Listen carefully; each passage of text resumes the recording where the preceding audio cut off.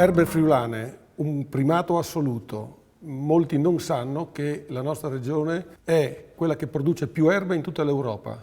Pensate, 2825 varietà diverse di erbe commestibili, tutte catalogate. La Germania, che è molto più grande del Friuli Venezia Giulia ovviamente, in totale ne produce 2002.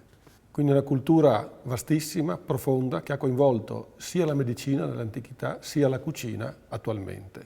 La nostra cultura a tavola le erbe le sa gestire e le ha tramandate alla cucina moderna, che ne sta facendo davvero una maniera nuova di interpretare i piatti che noi mangiamo.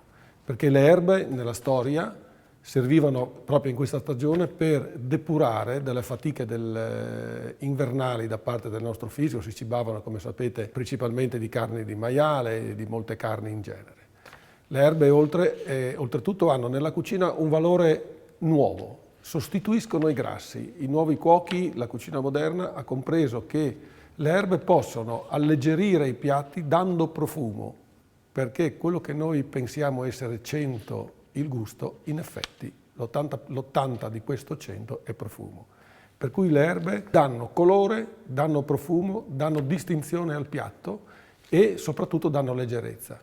Uno dei classici della nostra cucina è il risotto di erbe. Io qui ho una ricetta, tra l'altro la ricetta di mia mamma, che è una grande cuoca, ed è il risotto di erbe aromatiche.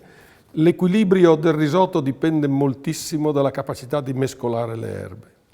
Le erbe aromatiche possono essere, in questo caso, basilico, menta, erba cipollina, erba luisa, se volete anche salvia, se volete origano, ma la base della primavera è lo sclopit, è la Silene vulgaris che si trova nei campi, che si trova sugli argini dei fiumi ed è spontanea, è una base importantissima alle quale poi ognuno aggiunge le erbe del momento. Importante nel risotto è che venga tostato all'inizio, si serve con un filo di extravergine friulano.